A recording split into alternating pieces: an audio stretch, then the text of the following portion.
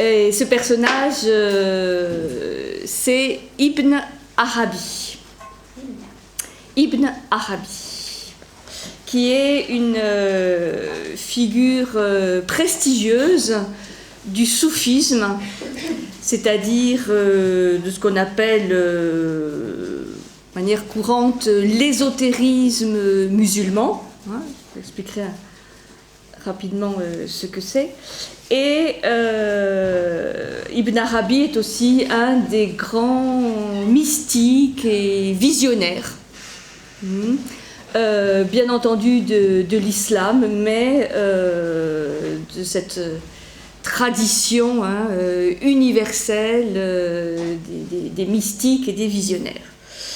Donc il est parfois aussi appelé le grammairien de l'ésotérisme musulman, parce qu'il va expliquer de manière plus rationnelle possible les étapes et le cheminement de l'élévation spirituelle. Donc le grammairien, puisqu'il va donner un peu comme un alphabet de cette ascension spirituelle, et aussi en décrire les étapes, les pièges et aussi la beauté.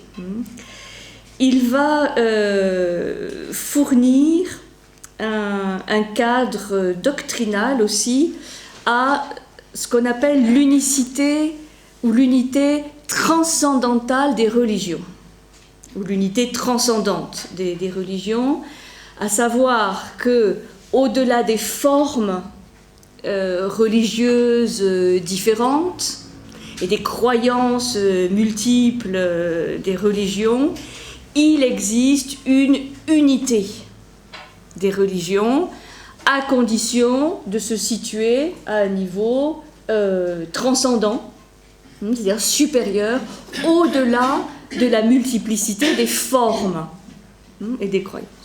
Et donc, c'est beaucoup plus tard un auteur, Fridtjof Scholl, qui va écrire un livre sur de l'unité transcendante des religions, et on peut dire que Ibn Arabi est un petit peu le pionnier de ce concept, de cette notion, et j'ai choisi quelques textes où il exprime ceci très, très clairement.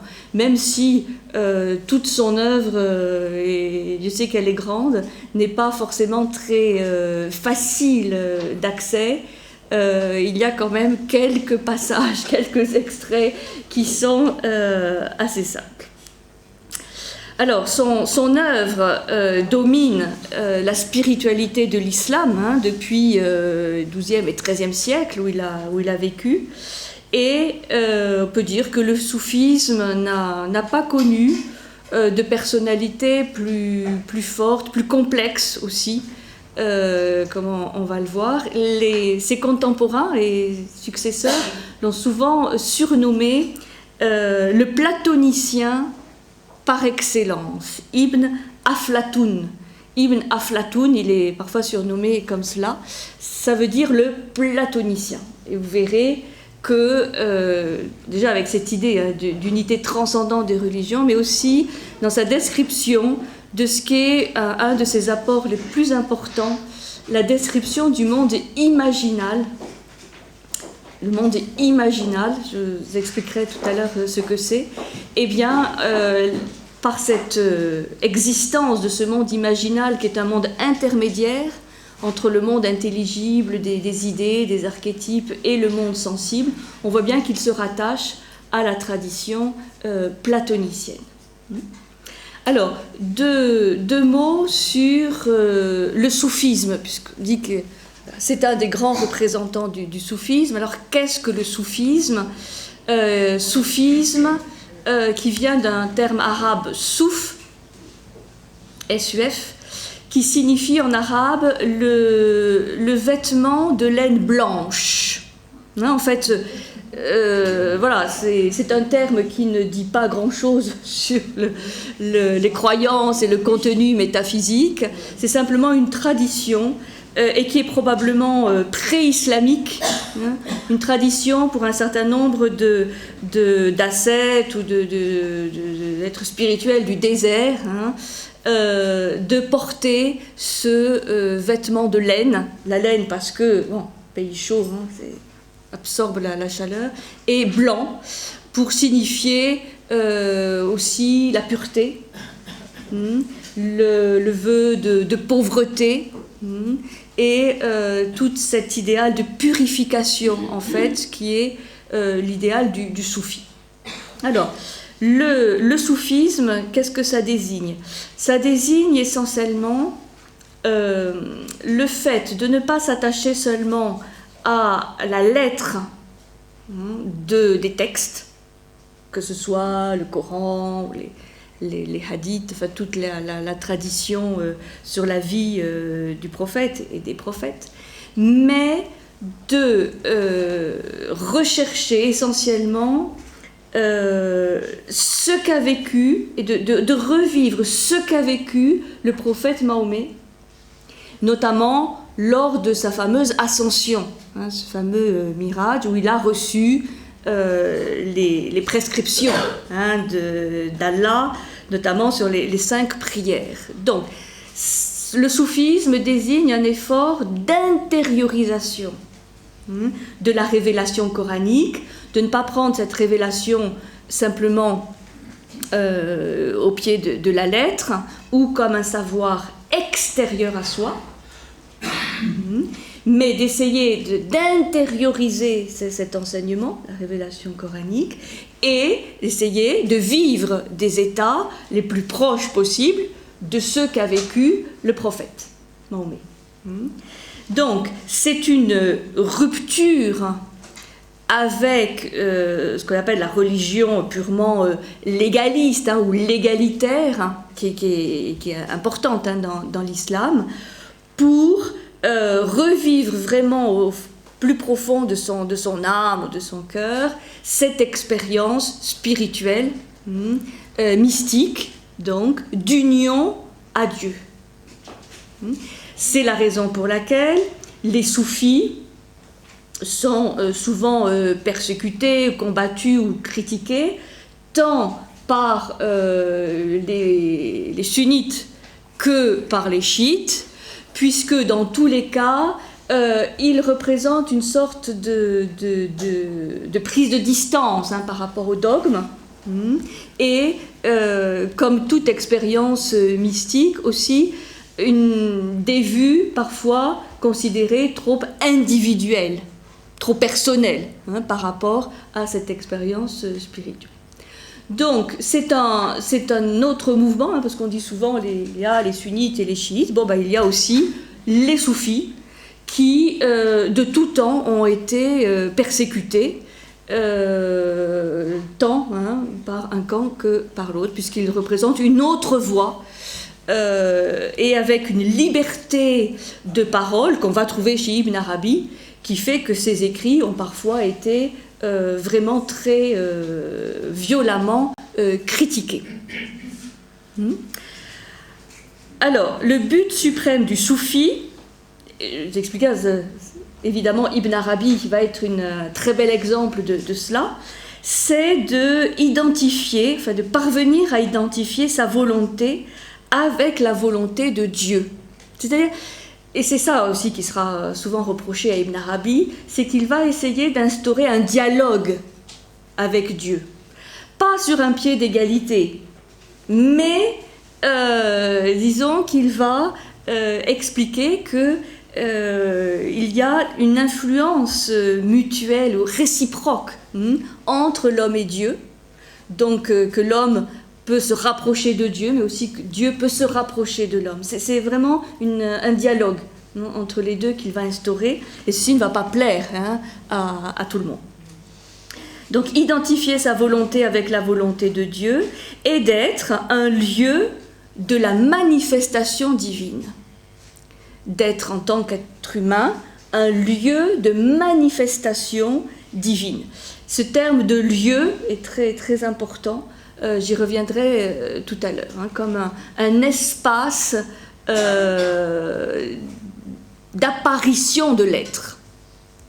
Et ça va donner lieu à une très très belle expression qu'on trouve chez Ibn Arabi de miroir épiphanique. C'est-à-dire que l'être humain est un miroir épiphanique, c'est-à-dire qui permet l'apparition de l'être suprême, de Dieu en soi. Bon, j'anticipe un petit peu sur ce que je vous expliquerai tout à l'heure. Donc c'est une voie initiatique, c'est une voie ascétique de dépouillement, de purification, où le combat mené contre les passions, contre tout ce qui peut attacher à ce monde concret, doit mener à un moment donné, doit mener à l'extase, c'est-à-dire à l'union avec Dieu. Donc, c'est là où, quand on parle de cette ascension mystique d'union avec Dieu, il est vrai que on touche à quelque chose d'universel, même si les mots, les formes dans lesquelles ceci va s'exprimer, évidemment, diffèrent, mais il va y avoir des accents qui vont nous rappeler les accents des mystiques, tant chrétiens, juifs ou hindous ou d'autres traditions. Alors, le soufisme, c'est aussi une aide, ce sont des enseignements pour aider celui qui suit cette voie à se délivrer d'une vision simplement extérieure pour développer une vision plus intérieure. C'est là où on voit les concepts que je reprenais tout à l'heure de zahir, batin, de passer de l'extérieur, de l'homme extérieur, dont les repères sont uniquement extérieurs, à une voie plus intériorisée, plus intérieure, où les critères deviennent des critères intérieurs. Voilà, petite introduction sur qu'est-ce que le soufisme, et Ibn Arabi va donc s'inscrire dans cette voie. Il en est, selon certains, le plus grand représentant. Bien qu'il y en ait bien d'autres aussi. Alors, quelques éléments sur sa vie avant d'attaquer son œuvre. Alors, il naît à Murcia,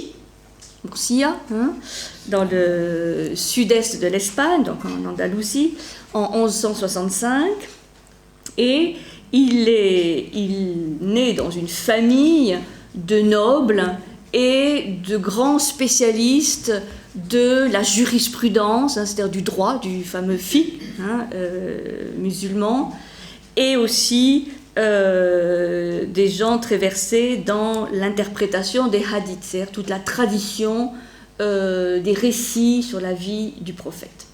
Son père et son oncle paternel sont de grands nobles de la ville, de Murcie, et sont très versés donc, dans ce fiqh et la tradition du prophète. Il naît donc dans un milieu très aisé, aussi d'amour du savoir, et dans une très grande atmosphère de piété, qui va marquer dès son plus jeune âge. Donc vers l'âge de 7 ans, ils vont déménager, ils vont partir pour Séville, qui est devenu le centre administratif des Almohades et la capitale intellectuelle de leur empire, qui englobe une grande partie de l'Afrique du Nord, cet empire almohade qui est très vaste. Et c'est à Séville qu'il va commencer à acquérir la culture musulmane classique, à la fois religieuse, mais aussi littéraire.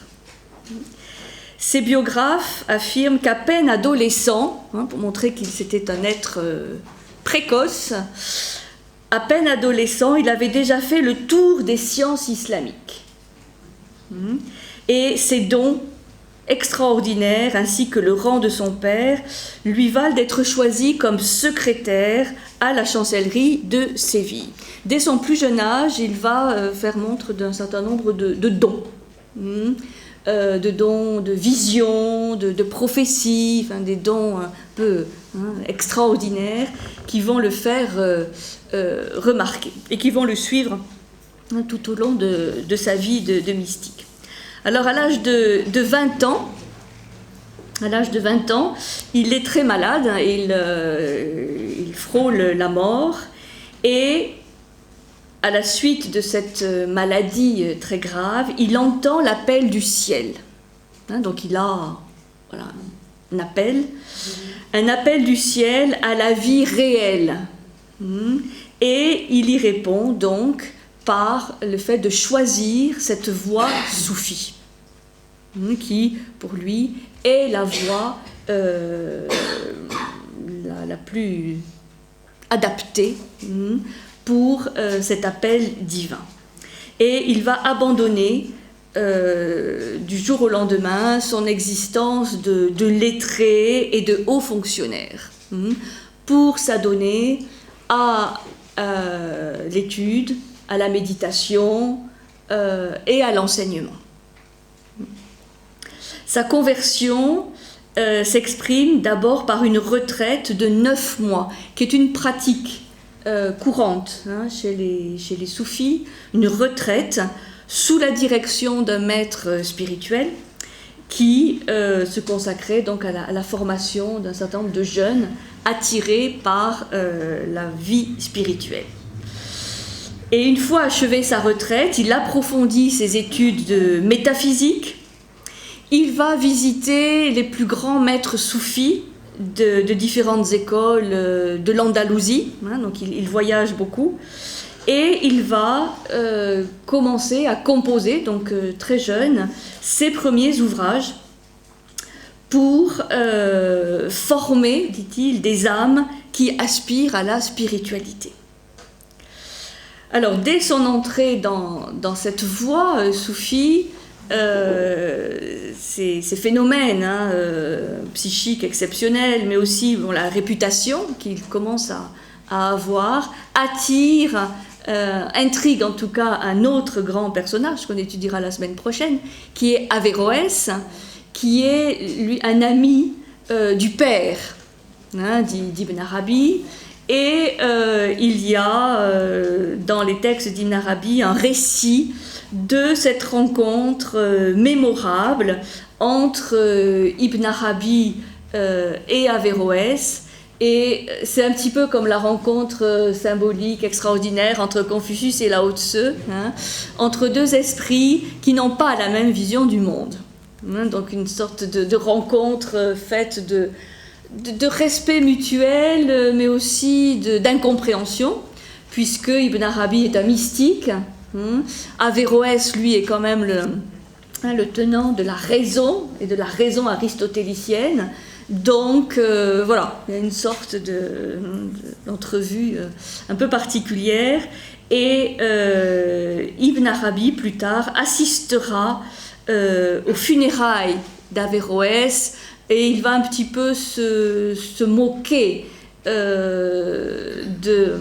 du poids de l'œuvre d'Averroès, puisqu'il y a cette fameuse anecdote où il y a un âne qui porte d'un côté le cercueil contenant la dépouille d'Averroès et de l'autre toute l'œuvre d'Averroès.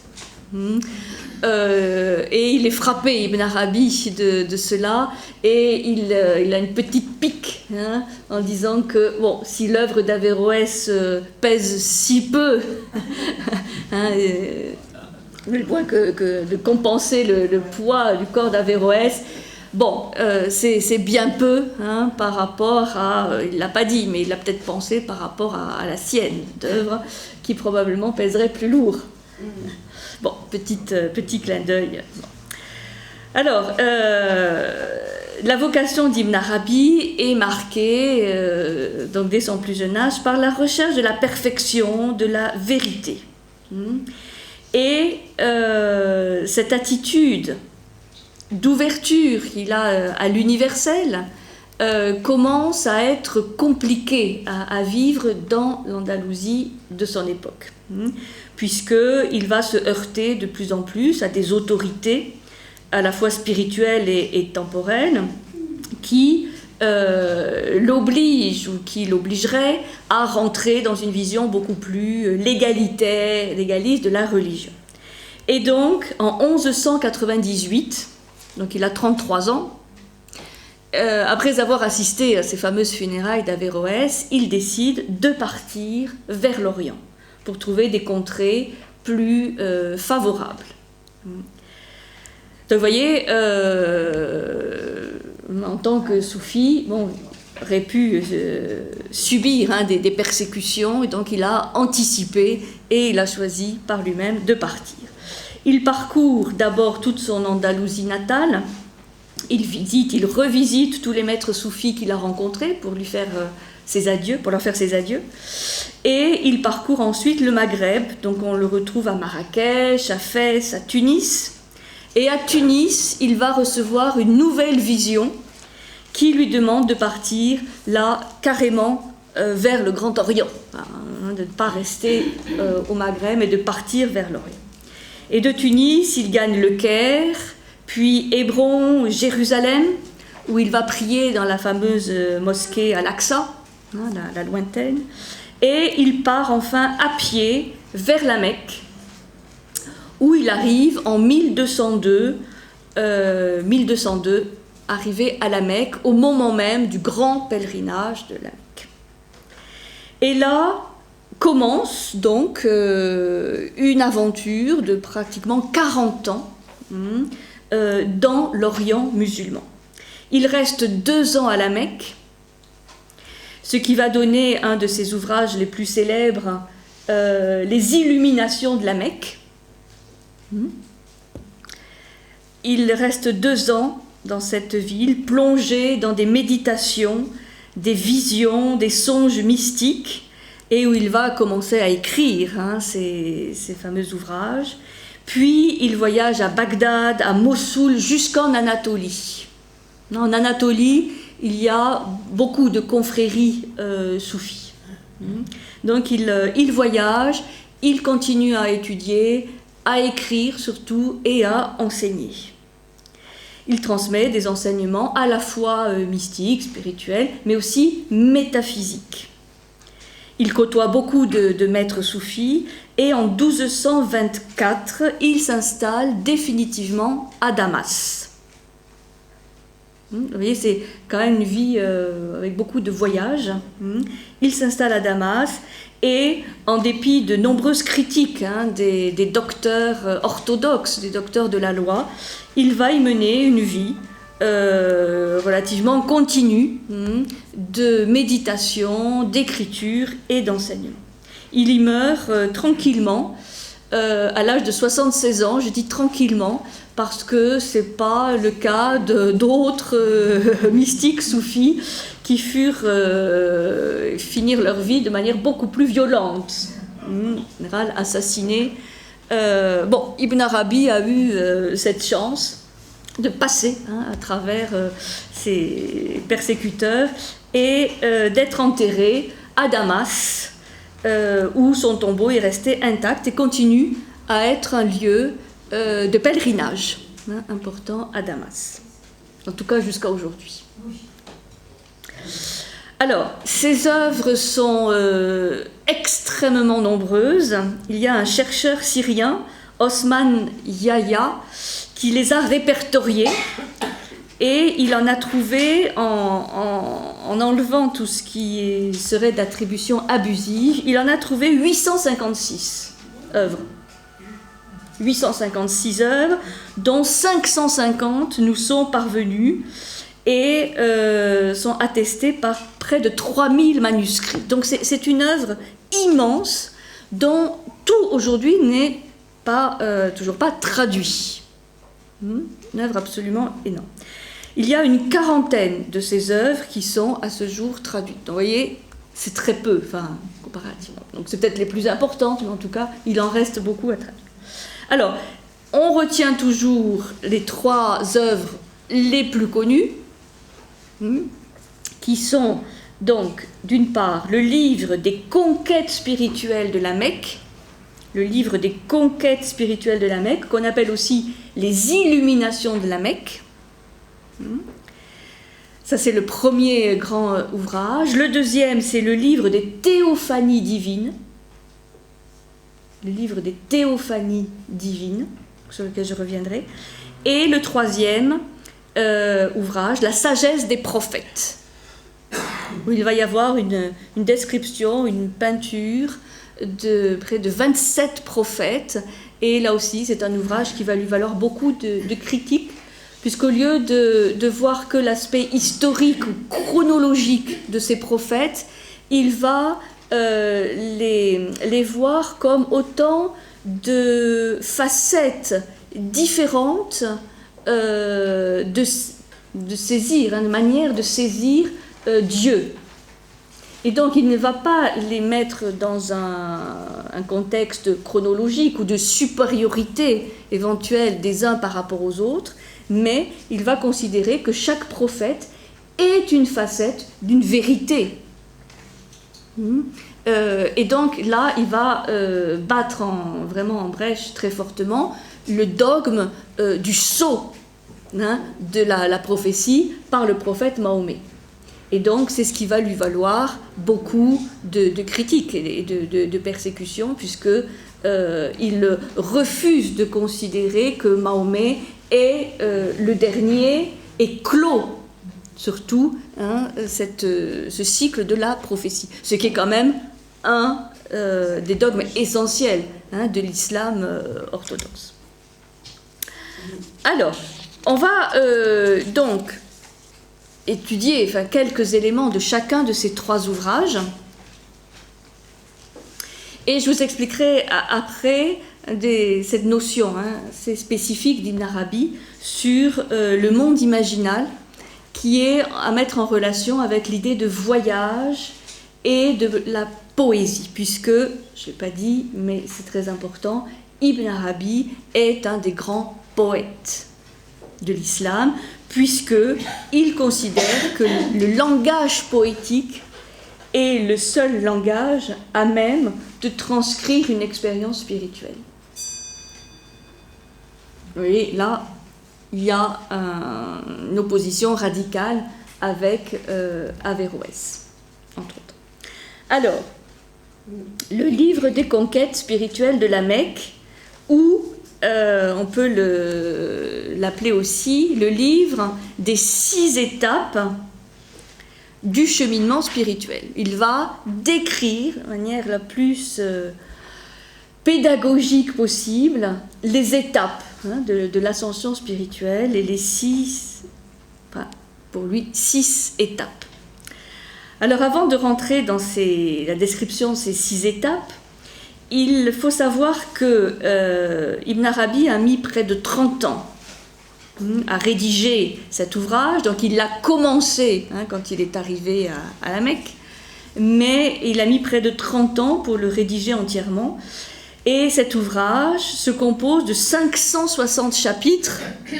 Donc je ne vous conseille pas de commencer l'étude d'Ibn Arabi par l'étude des illuminations de la Mecque, au moins des extraits, parce que vous voyez, Albin Michel, ils sont vraiment gentils. Ils nous proposent des extraits des illuminations de la Mecque, et donc subdivisés en 6 grandes sections.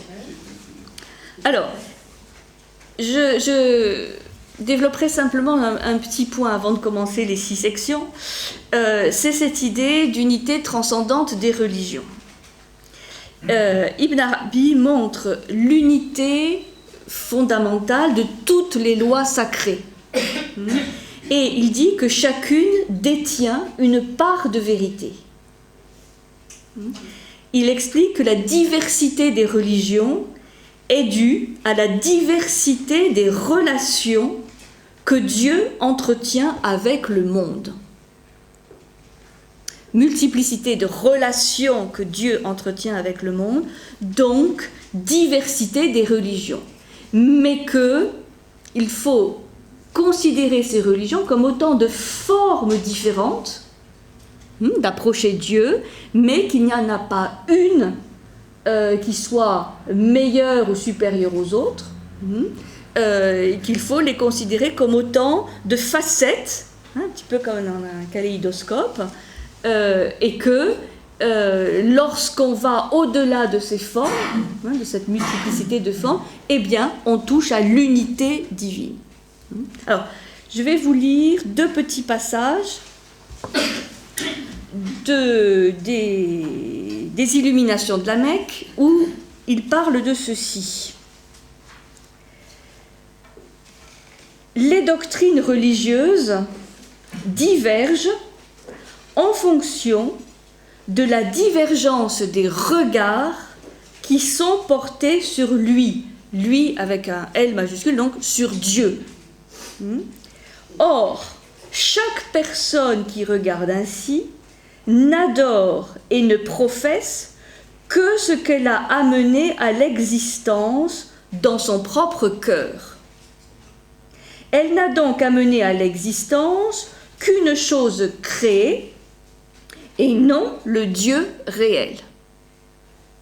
Mais c'est pourtant dans cette forme doctrinale qu'il se manifeste à elle. L'essence en tant que telle est unique, mais tu ne peux le percevoir qu'ainsi dans le monde de la relativité. Donc là, on voit qu'il fait un distinguo entre l'unité de l'essence, donc son unité, enfin l'unité de Dieu, et la multiplicité relative des approches humaines qui vont donner autant d'approches religieuses. Donc multiplicité des doctrines ou des approches religieuses, parce que chaque être humain ne voit Dieu que par son filtre, sa subjectivité. Autre petit texte, toujours des Illuminations de la Mecque. Tout ce qui est autre que Dieu est fabriqué, et les dieux des croyances sont fabriqués. Oui, les dieux des croyances sont fabriqués. Donc, lui a donne la mission, comme d'autres soufis, d'aller au-delà des croyances pour toucher justement à quelque chose qui serait de l'ordre de la transcendance, de l'universel, où il peut y avoir, et à ce niveau-là seulement, tolérance, c'est-à-dire acceptation des autres croyances. Parce que pour Ibn Arabi, tant qu'on reste dans des fabrications des dieux, des croyances, eh bien, ces croyances, ces fabrications vont s'opposer forcément les unes aux autres, chacun pensant détenir la meilleure croyance. On dit, la seule solution est d'aller au-delà de ces croyances, d'où pour lui le choix de la voie soufie, qui a au moins cet objectif, même si tous ne réussissent pas à le voir arriver à la 6e étape, à la 6e section, qui est là, l'union de toute façon à Dieu, où il y a extinction de tout aspect personnel. Donc absolument personne n'adore Dieu tel qu'en lui-même. Il dit c'est impossible d'adorer Dieu tel qu'il est, parce qu'il est inaccessible. C'est pour ça qu'il va expliquer que la seule voie possible est celle de l'abandon, de l'union, de l'amour sans condition à Dieu, et donc qui permet de sortir de sa subjectivité, de sa relativité. Absolument personne n'adore Dieu tel qu'en lui-même. Il n'est adoré qu'en tant qu'il est fabriqué par l'adorateur. Il dit, chacun se fabrique sa vision, pour dire les choses de manière très simple, chacun se fabrique sa vision de Dieu, sa croyance en Dieu, son adoration de Dieu, mais ce n'est pas Dieu en tant que tel qui est ainsi adoré. Puisque Dieu en tant que tel est au-delà de cet aspect de croyance ou d'adoration. voilà, ils ont apporté quelques éléments doctrinaux à cette notion d'unité transcendante des religions. Alors, on va maintenant voir quel est le parcours qu'il va donner pour cette ascension spirituelle. Donc, six grandes sections qui sont les 6 grandes étapes de l'ascension. Alors d'abord, il va expliquer les doctrines. Première section, les doctrines, qui a 73 chapitres,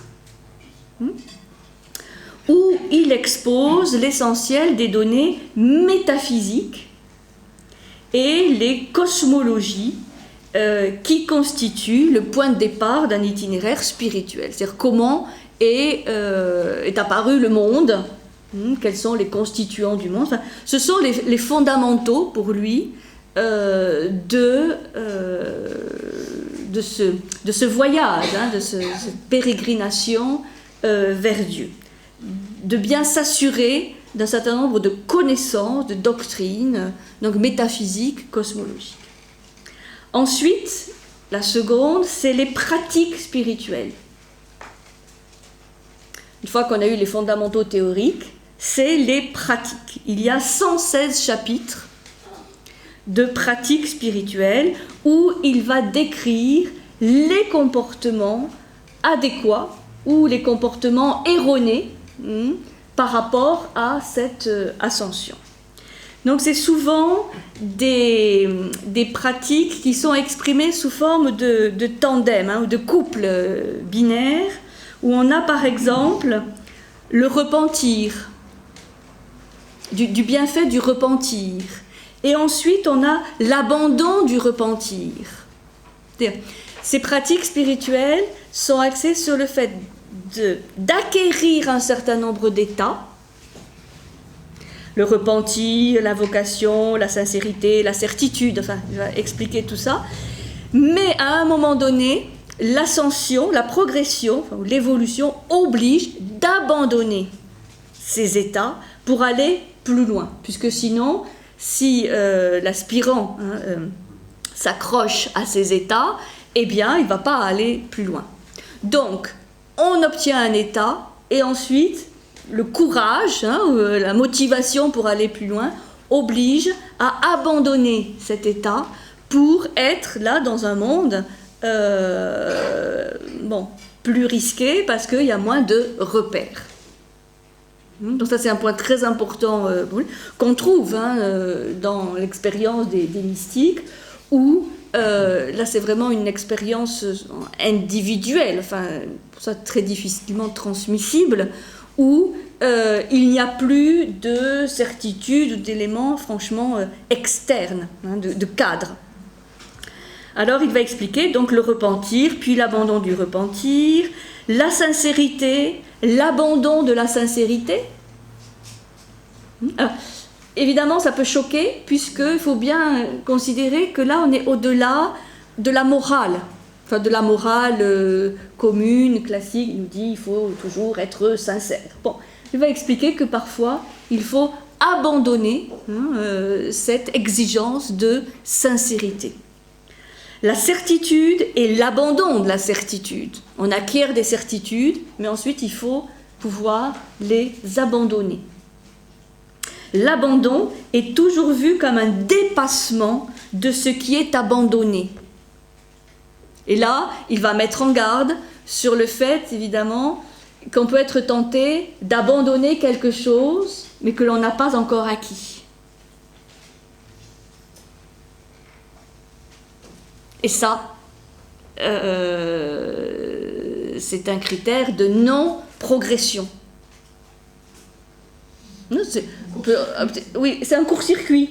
C'est-à-dire, on dit, moi, la richesse ne m'intéresse pas. Je suis au-delà de ça. Mais si on n'a jamais été riche, et si on n'a pas eu la volonté de devenir pauvre en ayant connu l'état de richesse, tout le monde peut dire l'argent ne m'intéresse pas.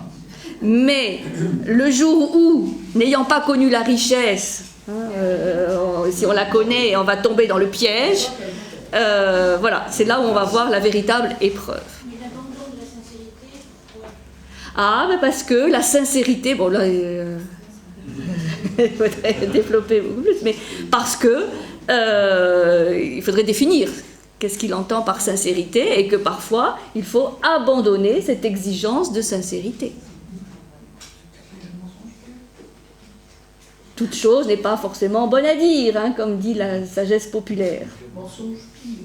Oui, mais là je ne peux pas développer parce qu'il y a quand même 116 chapitres hein, sur les pratiques. L'idée, c'est vraiment d'atteindre un état et ensuite d'accepter de l'abandonner. Cette idée d'abandon, donc de dépouillement. Hein. Donc l'abandon est toujours vu comme un dépassement de ce qui est abandonné, malgré le caractère positif de l'état atteint. C'est ça le piège. C'est qu'on a atteint quelque chose qui semble bien, et il va pourtant falloir l'abandonner. C'est pour sortir, c'est aussi pour sortir l'esprit de la dualité, d'aller au-delà de la dualité du bien et du mal, quoi, très rapidement, ou de la sincérité et du mensonge, qui a un état, là encore, transcendant, qui transcende ces couples d'opposés. Donc, pour sortir le pratiquant de ce manichéisme, ou de cette bien-pensance d'opposés.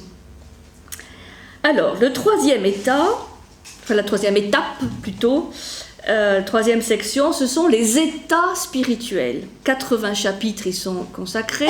Après les pratiques, il y a donc l'acquisition d'un certain nombre d'états. Et Ibn Arabi va insister particulièrement sur la nature impermanente de tout état spirituel.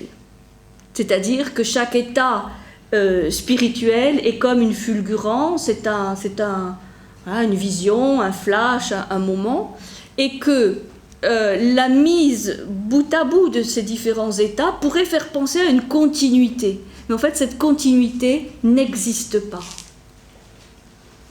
Ce sont donc des moments particuliers, on va dire, des moments théophaniques, des moments où l'être apparaît, mais il n'est pas possible de garder en permanence cet état. Par contre, le fait de connaître ces états crée une sorte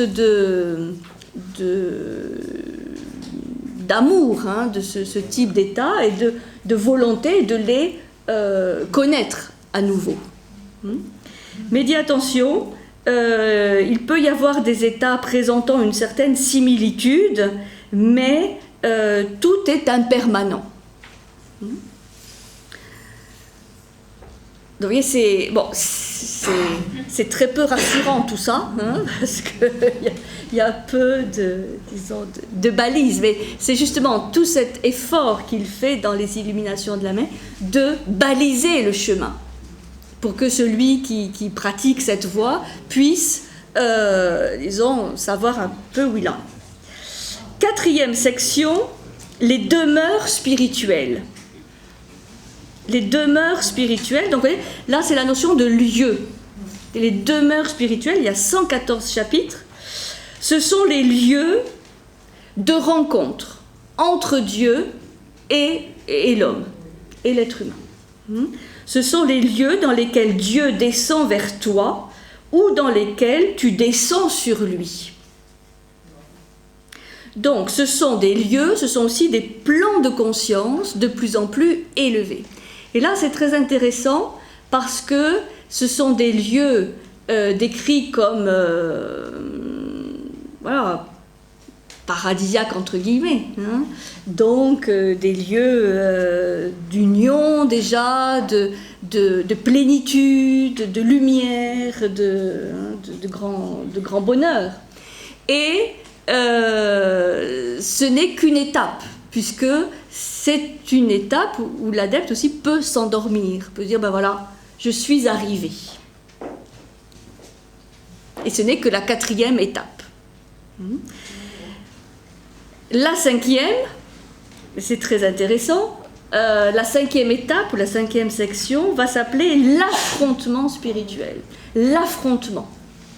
C'est-à-dire que non, on n'est pas arrivé, il va falloir continuer, et la 5e section, c'est un combat. C'est un affrontement, c'est la rencontre à mi-chemin entre Dieu et l'homme. Et il va définir de manière assez visuelle cet état, puisque c'est le point exact où se rejoignent la descente divine et la montée de la créature. C'est pour ça que cette 5e section, il y a un enjeu très important, puisque c'est un lieu d'équilibre. C'est le lieu où Dieu peut descendre, le plus bas, le lieu le plus bas où Dieu peut descendre, et le lieu le plus élevé où l'homme peut monter. C'est pour ça qu'il y a cette théophanie possible. Mais c'est un combat, puisque la plus grande tentation à ce moment-là, ou la plus grande facilité, est de rester, face à ce combat, mais de rester dans cet état d'équilibre entre Dieu et l'aspect humain. C'est pour ça que c'est un affrontement, parce que il va falloir vraiment un surplus de volonté ou d'attraction pour l'union divine pour passer le pas.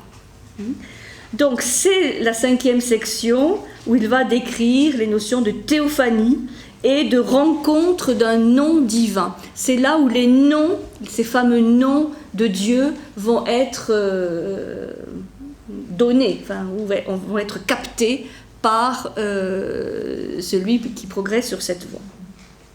Donc l'affrontement. Et enfin, la 6e, ce sont les stations spirituelles. Bon, tout ça, ce sont des traductions, les termes, pratique, état, demeure, affrontement.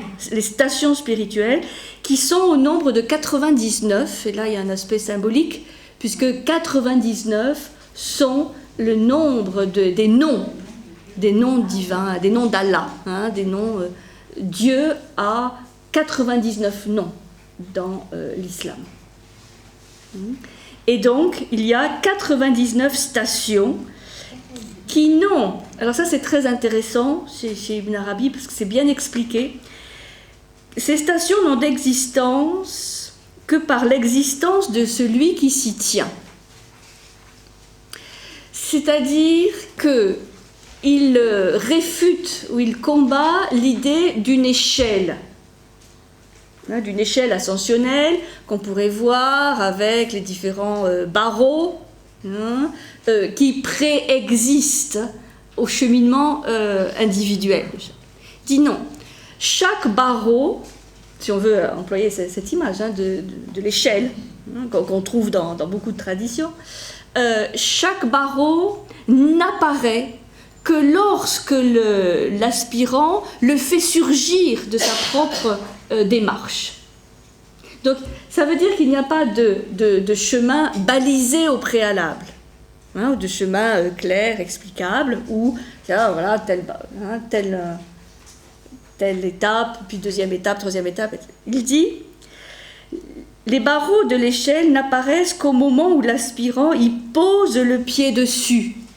Ça veut dire que l'aspirant pose le pied sur rien. Et que c'est le fait de poser le pied qui fait apparaître le barreau. Ça, c'est très important pour comprendre que cette expérience mystique, elle est intransmissible, puisque elle dépend véritablement de chacun, de l'expérience de chacun. Donc, le barreau n'apparaît que lorsqu'on pose le pied dessus, et leur répartition des barreaux se conforme aux prédispositions de chaque être. C'est pourquoi, d'un aspirant à un autre, la hiérarchie et le nombre de stations peut varier. Donc il va expliquer ces stations spirituelles, mais en disant elles ne seront pas les mêmes pour tous. Chacun doit vivre son expérience, et la hiérarchie de ces stations non plus ne sera pas la même pour tous. Par contre, il va quand même expliquer tant que faire se peut, hein, la nature de ces stations. Ce sont des degrés de conscience de plus en plus vastes qui englobent les précédents. Hein, donc c'est cette élévation de conscience, hein, du niveau de conscience, va dans le sens d'un élargissement de la conscience jusqu'à englober toute l'humanité, tout l'univers, c'est-à-dire d'être le plus possible proche de Dieu, en fait. C'est ce qu'on retrouve dans d'autres traditions mystiques, hein, notamment de l'extrême Orient, où ces états de conscience doivent être vus comme des éléments, des cercles concentriques, vous voulez, de plus en plus vastes. Et ceci rejoint cette idée d'unité transcendante des religions, puisqu'arriver à ce niveau-là, est évident qu'il n'y a plus de conflits, de croyances, de credos, de dogmes. Voilà, on est au-delà de toute certitude, donc il n'y a plus qu'un vécu mystique qui s'exprime. Et qui va s'exprimer comment? Par le chant, la danse et la poésie. Oui, les derviches tourneurs sont une des confréries une des confréries soufis, qui là travaille spécifiquement sur la danse. Et cette danse des derviches tourneurs, c'est une danse cosmique, puisqu'elle reflète la danse des planètes, hein, autour du Soleil. Donc il s'agit de tourner, hein, mais toujours en gardant l'axe. Donc de tourner autour, avec des costumes, avec toute une symbolique aussi très belle des tenues. Donc voilà les 6 sections ou les 6 étapes des illuminations de la Mecque.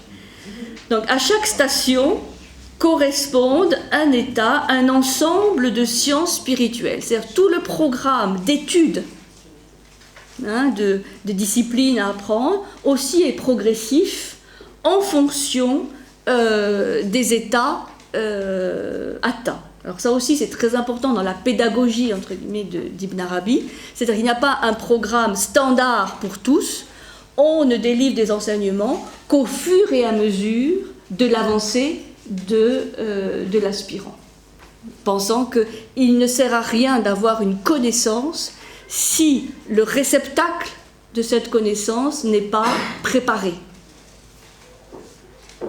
C'est pour ça que dans les confréries soufis, il y a un enseignement pratiquement individualisé.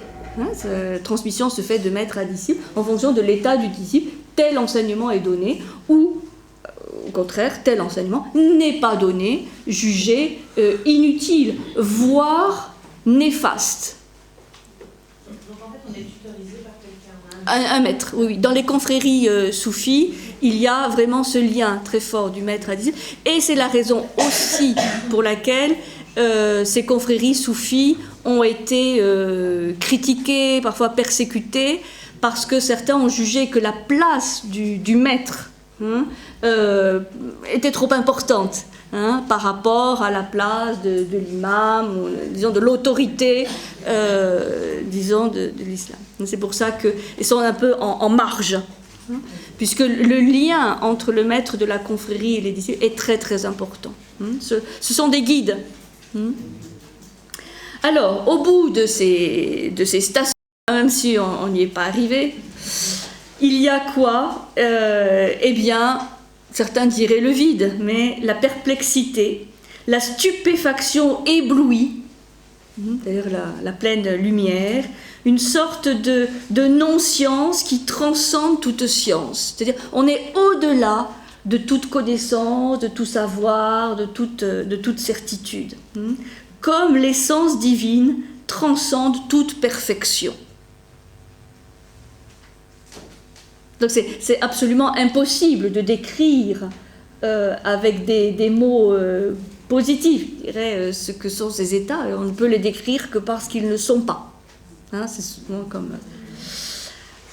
Mais on voit quand même que tout ceci est très organiquement agencé. Hein, je rappelle donc les fondements doctrinaux d'abord, c'est-à-dire ce qu'Ibn Arabi appelle la science des lettres, qu'il estime nécessaire. Donc vous voyez, c'est pas non plus simplement une voie de mystique ou d'expérimentation ou disons de subjectivité spirituelle.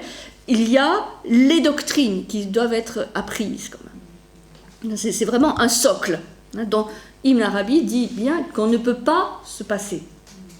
Ça sera aussi notre voie qui est de dire que bon, en fait, les enseignements sont secondaires par rapport au vécu mystique. Là, pour Ibn Arabi, il y a un fondement doctrinal fondamental à avoir.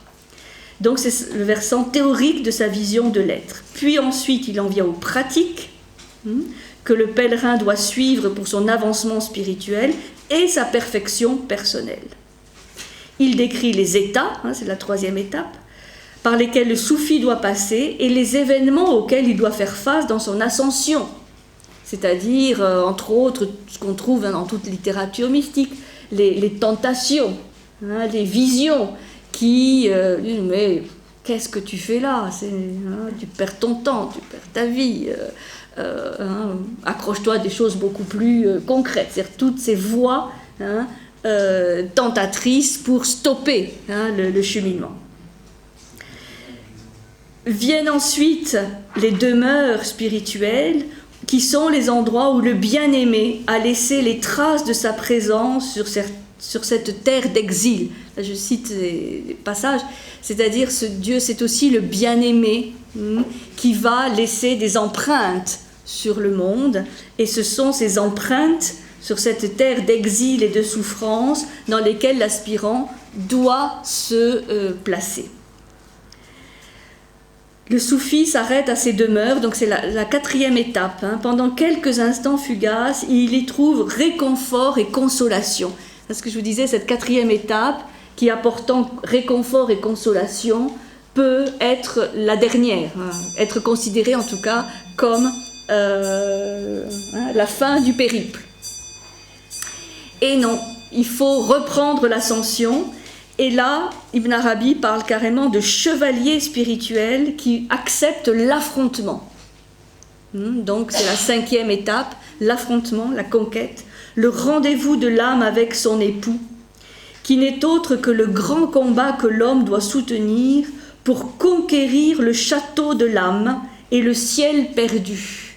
Ce fameux château dont Maïmonide parlait aussi, c'est-à-dire cette citadelle, voilà, ce château, vous imaginez, situé sur une montagne, et qu'il va falloir vraiment prendre presque d'assaut, disons avec une volonté, une détermination bien chevillée au corps, puisque les pièges, les tentations, les obstacles sont légion.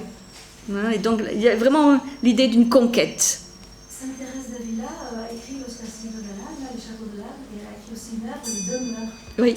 Donc, je vois on a des correspondances, oui, absolument. L'image du château de l'âme, c'est-à-dire voilà cet espace, voilà, près duquel il va falloir partir en conquête. Et enfin, le soufi arrive aux sphères supérieures de son être, l'ultime étape de la perfection, où s'achève le pèlerinage de l'esprit et où se parachève l'existence. C'est-à-dire, se parachève l'existence personnelle de l'aspirant qui se fond, à ce moment-là, à quelque chose de totalement transpersonnel, universel. Donc, il va, dans cet ouvrage immense, donner la priorité à la problématique humaine. Ce n'est pas un ouvrage de théologie, c'est une sorte de guide pour l'aspirant soufi, mais aussi pour tout aspirant à l'élévation spirituelle. Voilà, disons, le programme des illuminations de la Mecque, qui est donc un immense traité dont vous avez là donc tout petit extrait dans cet ouvrage, cette anthologie. Alors, ça c'est donc le premier grand ouvrage d'Ibn Arabi. je vous propose peut-être de faire la pause maintenant. Alors, nous allons aborder donc le deuxième ouvrage, le livre des théophanies divines. Le livre des théophanies divines, où Ibn Arabi va développer cette notion très belle de miroir épiphanique. Alors, bon, maintenant vous êtes familiarisé avec cette notion d'épiphanie, hein, d'apparition de l'être, miroir, épiphanie, que l'on va retrouver.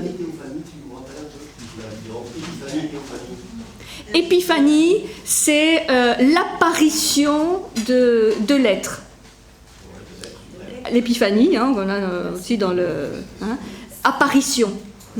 La théophanie, c'est l'union avec Dieu. La théophanie. On utilise la racine phanom, tant. Oui, c'est la même... il y a la même... phanos. Et donc épi, l'apparition, hein, et théos. C'est, disons que justement, cette notion d'épiphanie colle vraiment bien avec l'image du miroir, vous allez le voir. La théophanie est un état plus profond, disons, que l'épiphanie. C'est ça qu'on peut... Alors, le livre des théophanies divines, c'est un ouvrage qui a été rédigé à Mossoul vers la fin de l'année 1204, et il va y développer cette idée maîtresse, hein, concernant l'unité divine. C'est un dialogue, en fait, c'est une forme d'un dialogue imaginaire avec les grands maîtres spirituels de l'Orient. Alors, il va expliquer que les êtres, tous les êtres créés, toutes les créatures, sont des lieux épiphaniques de l'être. C'est-à-dire que chaque être humain est un espace, hein, est un lieu où l'être peut apparaître, peut s'exprimer. Que le divin se manifeste sous différents modes et qu'il peut y avoir une approche mutuelle entre Dieu et l'homme.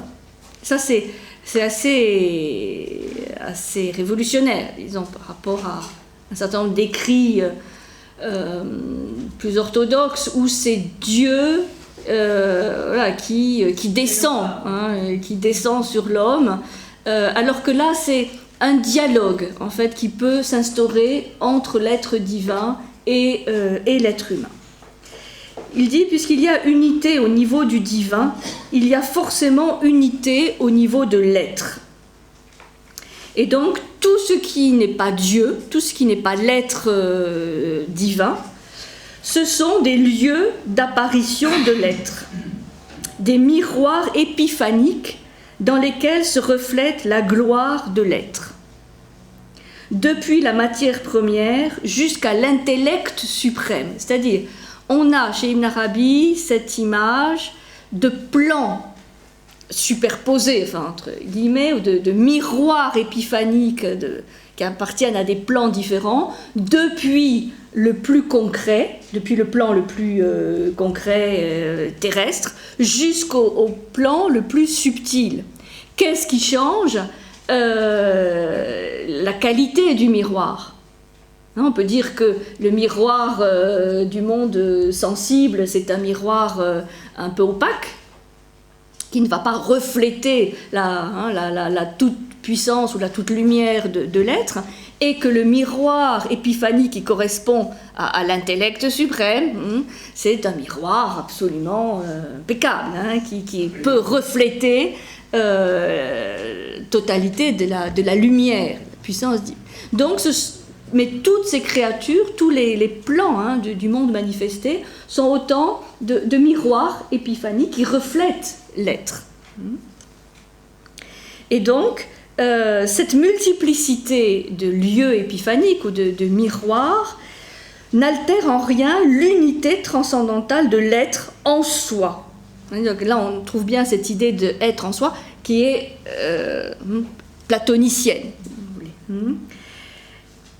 Le divin se manifeste sous différents modes. Alors, je vais vous lire 2 petits textes avec ces images du voile et du miroir, qui sont deux images de symboles très importants pour Ibn Arabi, qui reviennent souvent. Le symbole du miroir et le symbole du voile. Le voile qui voile et qui révèle en même temps. On voit Dieu grâce au voile, et en même temps, le voile nous le cache. C'est très paradoxal. De toute façon, dans une approche mystique, tout est très paradoxal. Parce qu'on va au-delà des contraires, au-delà du binaire. On touche à un état qui va au-delà, justement, des 2 éléments qui s'opposent. Alors, le monde est voile à lui-même. Alors, ce sont des textes... J'ai choisi 2 textes qu'on trouve dans cette anthologie du soufisme. C'est pas sorti du livre des Théophanies divines, c'est le 3e ouvrage, mais je trouve ce texte très beau. Donc c'est issu, extrait de la sagesse des prophètes, qui est le 3e ouvrage dont je vais parler après. Le monde est voile à lui-même. Nous savons aussi que Dieu s'est décrit lui-même comme l'extérieur, al-Zahir, et comme l'intérieur, al-Batin, Zahir et Batin, et qu'il a manifesté le monde à la fois comme intérieur et comme extérieur, afin que nous connaissions l'aspect intérieur de Dieu par notre propre intérieur et l'extérieur par notre extérieur.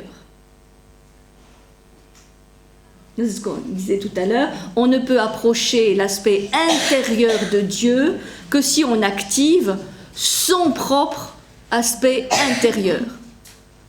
Et approcher Dieu par l'extérieur, c'est-à-dire approcher l'extérieur de Dieu par son propre extérieur, c'est rester dans le domaine des croyances, des certitudes, du dogme, et qui peut amener au fanatisme. Donc, le seul moyen de dépasser cela, c'est d'essayer d'appréhender l'intérieur de Dieu par son propre intérieur. C'est-à-dire, et là, ça fait appel à la notion de sens intérieur. Il y a la vue extérieure, mais il y a aussi la vue intérieure.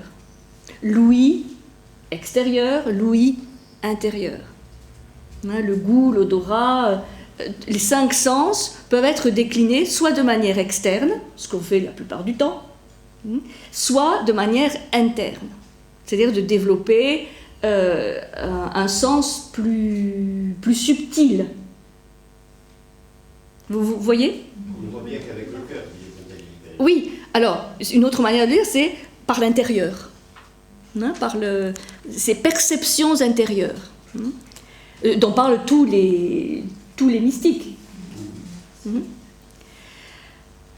Alors, de même, Dieu, il s'est décrit par les qualités de la clémence et de la colère, et il a manifesté le monde comme un lieu de crainte et d'espoir, pour que nous craignions sa colère et espérions sa clémence. Il s'est décrit par la beauté et la majesté, et nous a doués de crainte révérentielle et d'intimité. Il en va de même de tout ce qui se rapporte à lui et par quoi il s'est désigné.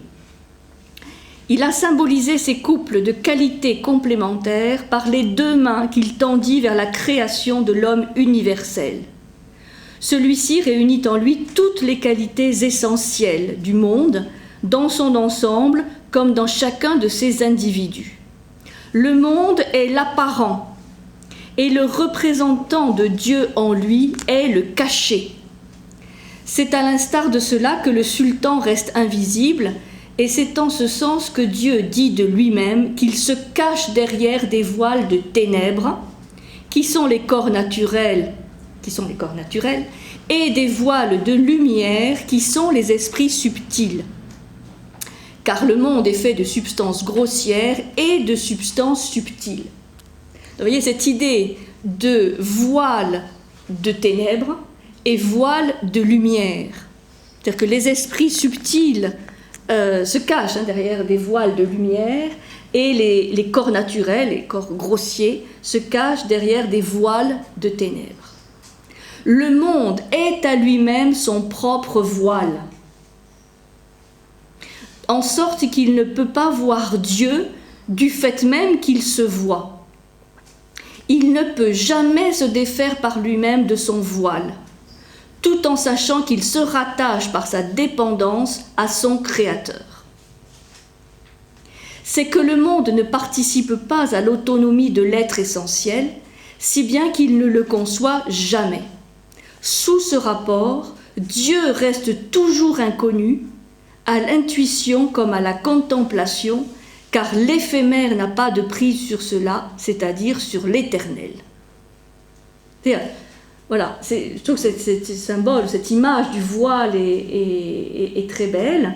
C'est-à-dire que l'être humain ne peut pas se défaire de ce voile à travers lequel il voit Dieu, voile de ténèbres jusqu'à un voile de plus en plus lumineux, de plus en plus subtil. Donc il verra Dieu toujours à travers un voile, et en même temps, c'est grâce à ce voile qu'il peut être en communication avec Dieu. Donc c'est paradoxal, c'est un voile qui cache, et en même temps, un voile qui révèle, qui dévoile. Vous voyez ? Vous verrez. Ça me rappelle ce que les Égyptiens disaient du Nil. Ils séparent le pays en deux rives, et en même temps, c'est ce qui relie, c'est ce qui soude. C'est pareil, c'est la même image.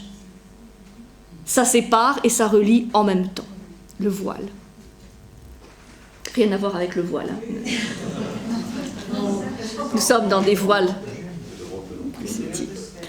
Alors, un autre petit texte sur le miroir, parce que c'est très analogique.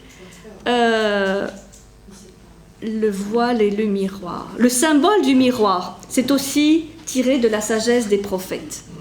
Ça, c'est pour se regarder autrement le matin dans le miroir. L'essence ne se révèle que sous la forme de la prédisposition de l'individu qui reçoit cette révélation. C'est un petit peu ce que je vous ai lu tout à l'heure. L'essence ne se révèle que sous la forme de la prédisposition de l'individu qui reçoit cette révélation. C'est pour ça qu'il n'y a pas de forme objective. Dès qu'on est dans le monde des formes, on est dépendant du réceptacle. Donc toutes les formes sont subjectives. C'est pour ça que les formes religieuses sont subjectives. Et si on veut prétendre à l'objectivité, il faut monter à la transcendance, là où toutes les formes se rejoignent, dans le monde intelligible. C'est un schéma très, très platonicien. Dès lors, le sujet recevant la révélation essentielle ne verra que sa propre forme dans le miroir de Dieu. Il ne verra pas Dieu. Il est impossible qu'il le voie, tout en sachant qu'il ne voit sa propre forme qu'en vertu de ce miroir divin. Donc l'être humain ne peut voir Dieu qu'à travers un miroir, et en même temps, dans ce miroir, qu'est-ce qu'il voit ? Lui-même. C'est pour ça qu'on peut devenir narcisse. Et ça finit mal. Ceci est tout à fait analogue à ce qui a lieu dans un miroir corporel. En y contemplant des formes, tu ne vois pas le miroir, tout en sachant que tu ne vois ces formes ou ta propre forme qu'en vertu du miroir. Ce phénomène, Dieu l'a manifesté comme symbole particulièrement approprié à sa révélation essentielle, pour que celui à qui il se révèle sache qu'il ne le voit pas. C'est pour ne pas se tromper, penser qu'il voit Dieu. Non, il ne voit que le reflet de Dieu à travers lui. Il n'existe pas de symbole plus direct et plus conforme à la contemplation et à la révélation dont il s'agit. Tâche donc toi-même de voir le corps du miroir tout en regardant la forme qui s'y reflète. C'est-à-dire, ne te laisse pas subjuguer, fasciné par ce que tu vois, et toujours en même temps la vision du miroir. N'oublie pas le miroir. C'est ça qu'il est en train de dire. Tu ne le verras jamais en même temps.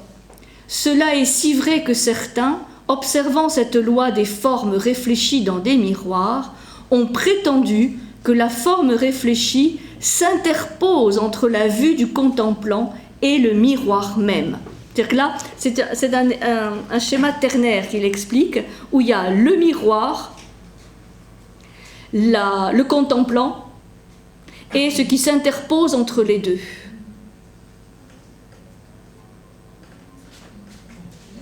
C'est toujours très, très mystérieux de se regarder dans un miroir. Non? D'abord parce qu'on se voit à l'envers. Vous avez jamais réfléchi devant un miroir? C'est très étrange. Alors il dit que ce symbole du miroir, c'est là ce qu'ils ont saisi de plus haut dans le domaine de la connaissance spirituelle. Il ne faut jamais faire confiance au miroir. Ah oui, non, jamais.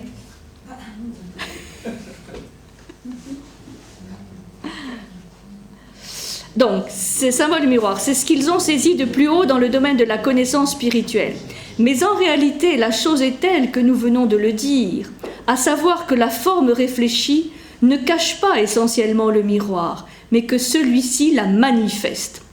Donc, c'est analogue à l'image du voile. Le miroir nous renvoie une image déformée, mais c'est le seul moyen d'avoir une image. Dieu est donc le miroir dans lequel tu te vois toi-même. Voilà. Dieu est donc le miroir dans lequel tu te vois toi-même. Comme, et ça c'est très audacieux, comme tu es son miroir dans lequel il contemple ses noms. Donc, je répète, parce que ça c'est très puissant. Dieu est donc le miroir dans lequel tu te vois toi-même, comme tu es son miroir dans lequel il contemple ses noms. Ça veut dire qu'il y a une co-solidarité entre Dieu et l'être humain. Dieu a besoin de ces créatures pour contempler ses noms. Pas pour être, parce que Dieu est, qui est les hommes ou pas, mais pour pouvoir contempler ses noms, c'est-à-dire les noms, c'est-à-dire l'expression, son expression plus concrète, il a besoin des hommes. Vous voyez, c'est une partie du dialogue entre l'homme et or, ceux-ci ne sont rien d'autre que lui-même. Bon, je trouve que c'est très beau, ce symbole du voile ou du miroir. Enfin, moi, c'est des images qui peuvent être porteuses. Alors, troisième livre, le livre des gemmes de la sagesse. Gemmes comme une pierre précieuse, joyau. Le livre des gemmes de la sagesse, ou on appelle aussi la sagesse des prophètes. Donc c'est ce fameux livre où il va raconter la vie, l'histoire de 27 prophètes bibliques qui sont cités dans le Coran, depuis Adam jusqu'à Mahomet. Donc c'est une grande fresque, mais comme je disais tout à l'heure, c'est pas du tout une fresque historique, événementielle ou chronologique, puisqu'il veut présenter chaque prophète comme une réalité métaphysique, et non pas comme une réalité historique, simplement historique ou religieuse. Et il explique que chaque verbe prophétique, c'est-à-dire chaque expression de l'un de ces prophètes, est une expression particulière de la sagesse divine. Et donc, il n'y a aucune raison de privilégier tel prophète plutôt que tel autre. C'est comme un puzzle. Ils constituent à eux tous la révélation, l'expression de la sagesse divine, chacun avec sa couleur, sa particularité, son rayon. Donc Mahomet est, de ce point de vue, l'un des prophètes. Vous voyez, ça va contre un des piliers de l'islam, qui est Allah, Dieu est unique, et Mahomet est son prophète. Là, on a oui, il y en a 27, et chacun est une facette partielle, mais que, voilà, toutes ces facettes réunies permettent d'avoir une vision plus globale de la sagesse divine. Donc, c'est un de ces ouvrages qui a provoqué le plus de remous, de réactions violentes, et encore aujourd'hui, c'est un ouvrage qui est mis au banc un certain nombre de courants de l'islam, parce que s'opposant à cette idée fondamentale du sceau de la prophétie. Un prophète, il a une part égale. Oui, c'est l'image du peuple, c'est-à-dire, voilà, Adam va apporter ceci, Jésus va apporter ceci, Mahomet apporte ceci, mais il n'y a pas de suprématie de Mahomet sur les autres prophètes, et surtout cette idée de sceau, c'est-à-dire, pour lui, la prophétie n'est pas scellée, parce que ça laisse aussi la porte ouverte à d'autres prophètes à venir. Alors que dans le dogme, le pilier de l'islam, Mahomet scelle la prophétie. Après lui, il n'y a plus d'autres prophètes, ce qui a des conséquences énormes, évidemment. Donc, vous comprenez pourquoi voilà, la littérature, et cet ouvrage en particulier d'Ibn Arabi, est iconoclaste. Et en même temps, c'est d'une grande audace.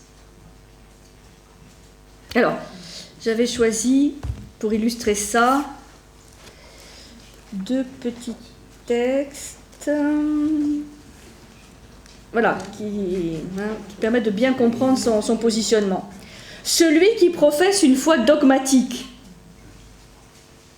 loue uniquement la divinité incluse dans sa profession de foi et à laquelle il se rattache. Les œuvres qu'il accomplit lui reviennent, et en définitive, il ne fait que se louer lui-même. L'éloge qu'il adresse à ce qu'il professe est donc un éloge qu'il s'adresse à lui-même. C'est aussi une des conséquences de cette image du miroir. Se laisser fasciner par simplement l'image, qui est sa propre image. C'est pourquoi il blâme ce que professe autrui, ce qu'il ne ferait pas s'il était équitable. Celui qui se limite à cet objet d'adoration particulier est de toute évidence un ignorant, du fait même qu'il s'oppose aux convictions d'autrui au sujet de Dieu. S'il connaissait en effet la parole de Junaïd, alors ça c'est magnifique, la couleur de l'eau est celle de son récipient.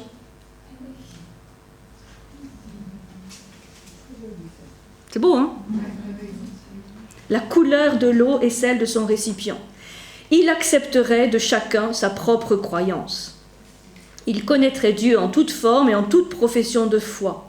De lui n'émane qu'une opinion et non une science.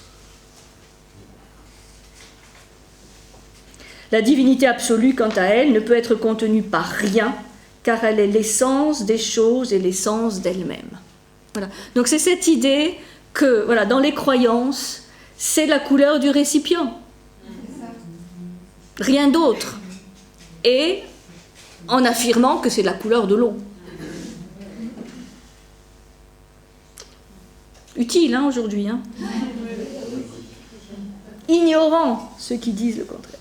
Prends garde à ne pas te limiter à un credo particulier en reniant tout le reste, car tu perdrais un bien immense. Que ton âme soit la substance de toutes les croyances, car Dieu est trop vaste et trop immense pour être enfermé dans un credo à l'exclusion des autres.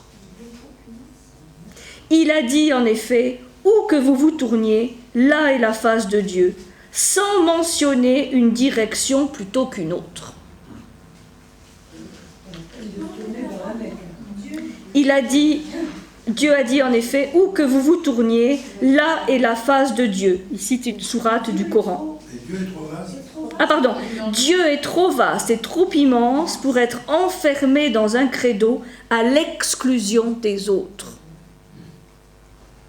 Voilà ce qu'on devrait davantage étudier aujourd'hui, mais aussi dans les autres religions, parce que dans chaque religion, plutôt que de laisser la place aux ignorants et aux fanatiques.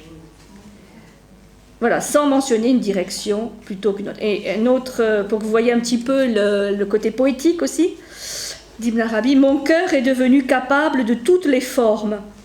Une prairie pour les gazelles, un couvent pour les moines, un temple pour les idoles, une Kaaba pour le pèlerin, les tables de la Torah, le livre du Coran. Je professe la religion de l'amour, et quelque direction que prenne sa monture, l'amour est ma religion et ma foi. Donc là, c'est l'ouverture aux autres religions, donc la religion de l'amour. Il y a de très beaux textes sur l'amour divin. Alors, dernier élément que je voulais vous expliquer, c'est cette explication qu'on trouve dans le chapitre 8 des Illuminations de la Mecque sur l'existence de ce monde un petit peu étrange que on va appeler le monde imaginal. Alors pour les savants, c'est le mundus imaginalis. Parce que ça dit souvent en latin, monde imaginal, qui n'est pas le monde imaginaire. Il y a eu la création d'un mot spécifique, imaginal, pour tenter d'expliquer l'existence de ce monde. Alors, ça, c'est une spécificité d'Ibn Arabi, d'avoir explicité l'existence et les caractéristiques de ce monde imaginal qui est un monde intermédiaire entre le monde intelligible, c'est-à-dire le monde des essences, le monde des idées, dirait Platon, et le monde sensible, c'est-à-dire le monde des réalités concrètes. Donc, il n'y a pas deux mondes, il y en a trois. Ce que Platon avait dit, déjà, il disait que le monde sensible participait du monde intelligible. Bon. Là, avec cette explicitation du monde imaginal, ce monde intermédiaire est vraiment hyper clair, hyper explicite. C'est un monde qui sert donc de lieu de rencontre, si vous voulez, entre les idées ou les essences qui se concrétisent, qui doivent donc passer à travers le monde imaginal, et, à contrario, les réalités du monde concret qui se spiritualisent, qui rejoignent le monde intelligible, et qui doivent passer aussi par le monde imaginal. Donc c'est un passage incontournable, si vous voulez, entre les essences qui deviennent concrètes, donc mettons le beau, qui va s'exprimer à travers des belles choses. Donc dans ce passage de l'essence à la réalité concrète, il y a le passage à travers ce monde imaginal. Et ces éléments concrets qui se spiritualisent, qui rejoignent le monde intelligible, passent aussi par le monde imaginal. Donc ce monde imaginal, c'est un lieu de rencontre. C'est un plan où se rencontrent des éléments qui montent et d'autres qui descendent. Ça, c'est le monde intermédiaire. Alors, dans le chapitre 8, Ibn Arabi va décrire ce monde de manière très imagée. Lis le petit passage. Donc, comprenez que l'imaginal assure le passage réversible entre le sensible et l'intelligible. C'est toujours un double mouvement de descente et de remontée. C'est donc le plan du voyage.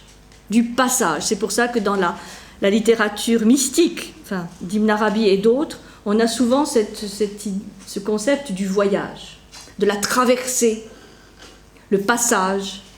Hein, on est en mouvement.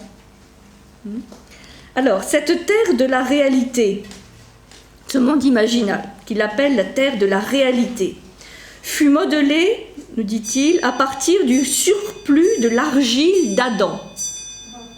C'est-à-dire, une fois qu'Adam a été créé avec de l'argile, Dieu avait un surplus d'argile. Il en a fait le monde imaginal. Pour expliquer que ce monde imaginal, il existe depuis la création. Dans cette terre spirituelle où les corps sont d'une consistance subtile, vous voyez le paradoxe, où les corps sont d'une consistance subtile, tandis que les intelligibles s'y revêtent d'une forme, on ne pénètre que par l'esprit. Ces explications préliminaires sont suivies des témoignages de quelques voyageurs spirituels qui ont eu le privilège de parcourir cette contrée prodigieuse, où l'on trouve 13 villes fantastiques, des terres d'or, d'argent, de safran, de musc, des fruits d'une saveur inouïe, des océans de métaux précieux qui se joignent sans que se mêlent leurs eaux. Enfin, bon, c'est donc une description tout à fait extraordinaire, hein, avec ces villes faites d'or, d'argent, enfin voilà, de tous ces l'encens, le muscle, de tous ces éléments qui sont évidemment à la fois symboliques et réels. Alors, comme l'écrit Henri Corbin, pourquoi avoir appelé ce monde le monde imaginal? Puisque, évidemment, en arabe, ça ne s'appelle pas le monde imaginal, ça s'appelle d'un autre mot, Al-Hakika, qui est en même temps la finalité, hein, la destination finale de tous les soufis. Il nous fallait absolument trouver un terme qui différencia radicalement de l'imaginaire l'intermonde de l'imagination. Parce qu'en fait, il y avait des mots disponibles, l'imagination ou l'imaginaire. Mais ça faisait référence à des choses trop connues et surtout un certain discrédit à l'époque de ce concept d'imagination qui était considéré, hein, vous savez, comme la folle du logis, hein, donc la fantaisie où chacun imagine, enfin, hein, n'importe quoi. L'imaginaire aussi était affublé de ce même discrédit. Donc, il fallait créer un nouveau mot.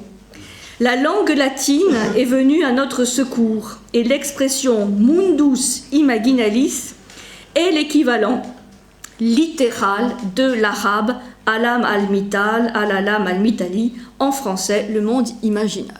Voilà, donc en fait c'est une traduction qui se veut le plus fidèle possible à une expression arabe employée par Ibn Arabi.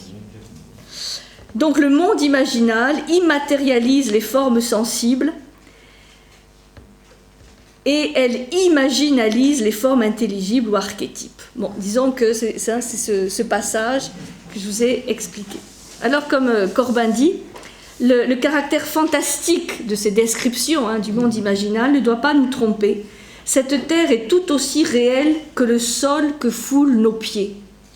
C'est-à-dire, ce monde imaginal existe et il est à la portée de tous. De même que le monde sensible existe et que le monde intelligible existe. Mais pour capter les éléments du monde intelligible, parce qu'on ne comprend pas le monde intelligible, au mieux on peut le capter. Pour capter ce monde intelligible, eh bien, il faut passer par le monde imaginal, qui est une étape intermédiaire, où les choses sensibles sont déjà un peu plus affinées et où les archétypes s'expriment de manière déjà un tout petit peu plus concrète. Et c'est là où, pour faire comprendre, parce que c'est pas évident de faire comprendre ce que c'est que ce monde imaginal, Ibn Arabi va employer une très très belle image qui est celle du vaisseau, du bateau, constitué de pierre.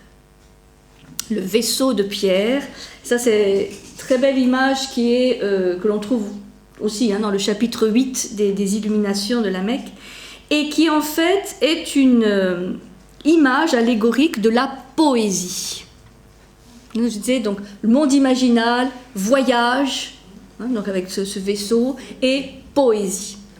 Ibn Arabi va raconter de manière assez détaillée ses rencontres avec la poésie, puisque au départ, en fait, il était beaucoup plus mystique, mais quand même avec une expression rationnelle. Et à un moment donné, il se rend compte que la poésie, le langage poétique est le seul langage possible pour transmettre ces expériences. Et il va donner donc cette image du vaisseau constitué de pierre qui navigue sur une mer de sable et de terre. Donc ce n'est pas un bateau qui navigue sur la mer, mais un vaisseau de pierre qui navigue sur une mer de sable et de terre. Et il parle ainsi de la poésie, qui est pour lui le moyen privilégié pour voguer sur la mer des réalités du monde imaginal. Donc quelqu'un qui expérimente ce monde imaginal, il va s'exprimer par la voie poétique, c'est-à-dire de l'allégorie, des images qui vont évoquer quelque chose, mais qui ne vont pas forcément décrire, et qui ont surtout une grande puissance évocatrice. Et donc il va insister sur le rôle majeur de la poésie dans le dessein divin. Il dit même que les règles de la poétique arabe ont été données par Dieu. Ces règles sont l'éloquence, l'harmonie, la symétrie. Donc là, c'est toute une tradition, il s'inscrit dans toute une tradition de poésie, très très belle poésie arabe. Alors je vais vous lire simplement ce qu'il dit de ce vaisseau, parce que vous comprendrez les analogies. Il dit aussi que ce vaisseau de pierre est comme la tente du bédouin qui se déplace dans l'immensité du désert.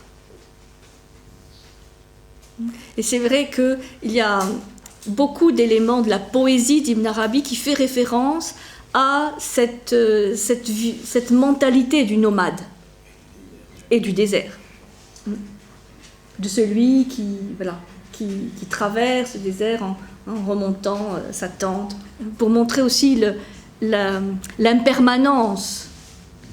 Ce n'est pas une maison fixe, construite, c'est une tente, donc très, très aérien. Ça change, c'est la fragilité, oui, l'impermanence des choses, c'est très beau. Alors, qu'est-ce qu'il dit de ce vaisseau ? J'ai vu dans ce monde imaginal. Donc Ibn Arabi nous dit qu'il a voyagé dans ce monde imaginal. J'ai vu dans ce monde une mer de sable, aussi fluide que l'eau.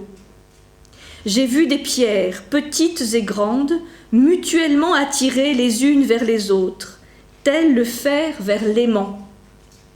Jointes les unes aux autres, elles ne peuvent se dissocier, à moins qu'on intervienne directement, de la même façon que l'on sépare le fer de l'aimant sans qu'il puisse s'y opposer.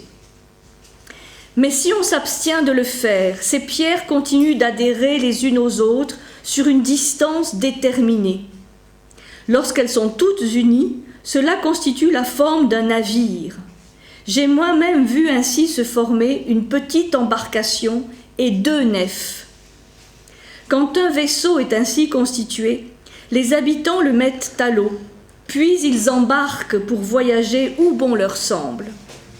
Le plancher du navire est fait de particules de sable ou de poussière, soudées les unes aux autres de manière spécifique.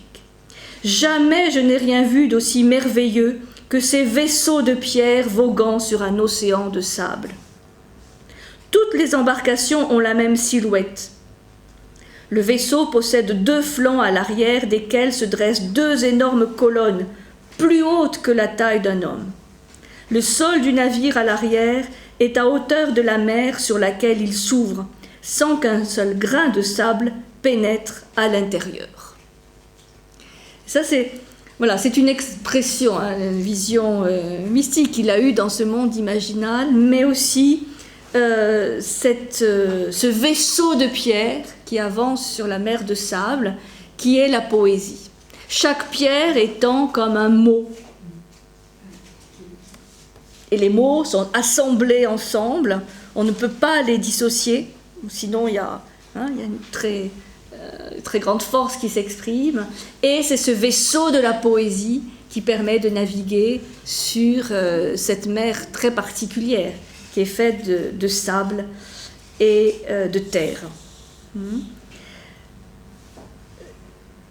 Voilà, donc il y a aussi littéralement d'autres expressions en arabe qui indiquent le lien entre la poésie, la maison en poil du bédouin, donc la tente faite en poil, et ce vaisseau, cette tente qui vogue sur un océan de sable. C'est une des images donc les plus connues d'Ibn Arabi.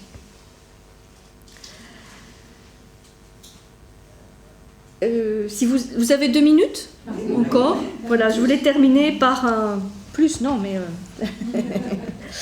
je voulais terminer par un texte sur l'union, sur l'amour et l'union, parce que ça c'est assez significatif quand même d'Ibn Arabi.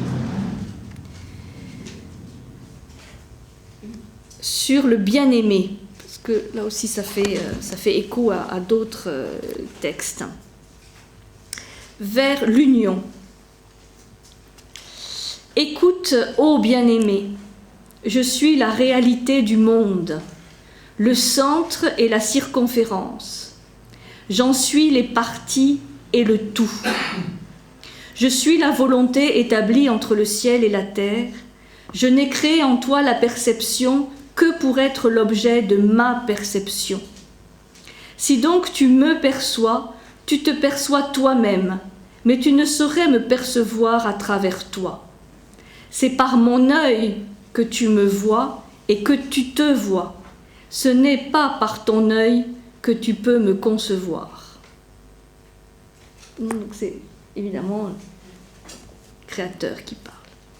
Bien-aimé. Donc vous voyez cette relation aussi d'amour réciproque. Réciproque. C'est-à-dire l'être humain aime son Dieu, mais Dieu aime ses créatures. Il le met en garde contre les pièges des reflets. Bien-aimé, tant de fois t'ai-je appelé, et tu ne m'as pas entendu. Tant de fois me suis-je à toi montré, et tu ne m'as pas vu. Tant de fois me suis-je fait douces effluves, et tu n'as pas senti nourriture savoureuse, et tu n'as pas goûté. Pourquoi ne peux-tu m'atteindre à travers les objets que tu palpes, ou me respirer à travers les senteurs? Pourquoi ne me vois-tu pas? Pourquoi ne m'entends-tu pas? Pourquoi?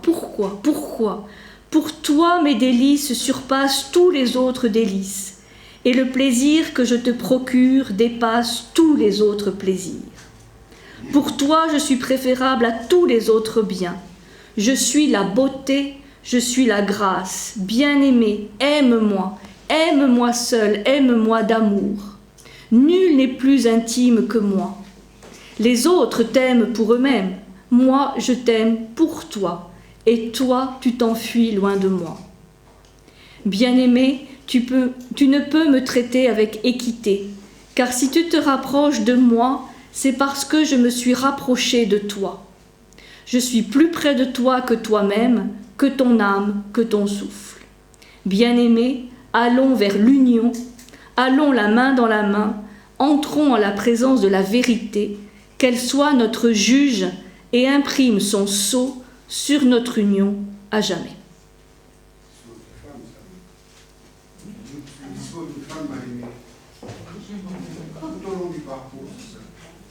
Ça peut se comprendre de différentes manières. Il y a plusieurs niveaux d'interprétation. C'est une. Oui. C'est comme le cantique des cantiques. Voilà. Oui. Donc, il y a différents miroirs. C'en est un. Et des voiles. Bon. Je termine là-dessus, sans trop de commentaires, pour vous laisser dans l'union.